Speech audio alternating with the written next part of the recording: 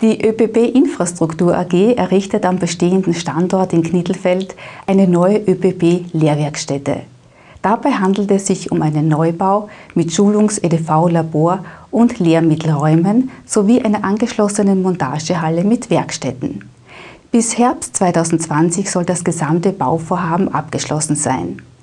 Die Grundsteinlegung dazu erfolgte kürzlich in einem feierlichen Rahmen.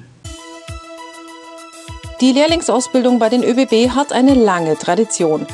Mit über 1900 Lehrlingen sind die ÖBB aktuell der größte Ausbildungsbetrieb im technischen Bereich.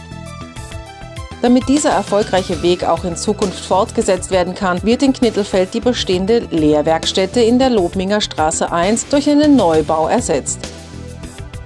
Vergangene Woche erfolgte die gemeinsame Grundsteinlegung mit dem steirischen Landesrat Anton Lang, Knittelfelds Bürgermeister Gerald Schmidt und Silvia Angelo, Vorständin der ÖBB Infrastruktur AG.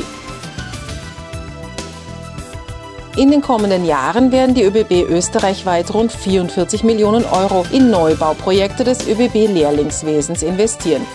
Davon sind rund 17 Millionen Euro für die topmoderne Ausbildungsstätte ÖBB-Lehrwerkstätte Knittelfeld vorgesehen. Während bisher die Lehrwerkstätte in Knittelfeld für 160 Lehrlinge konzipiert war, kann die Anzahl der Ausbildungsplätze auf 200 erhöht werden. Das freut unter anderem auch Knittelfelds Bürgermeister Gerald Schmidt.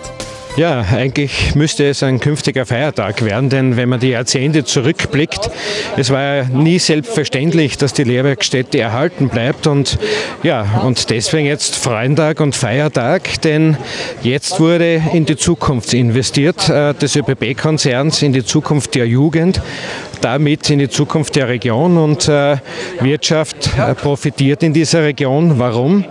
Der ÖBB-Konzern hat sich in der Lehrlingsausbildung geöffnet. Private Firmen schicken ihre Lehrlinge zur Grundausbildung und ja, das gibt ein homogenes Ganzes und man sieht, wenn man die richtigen Entscheidungen trifft, die richtigen Investitionen, profitiert eine Region und das auf Jahrzehnte für die Zukunft ein Freudentag.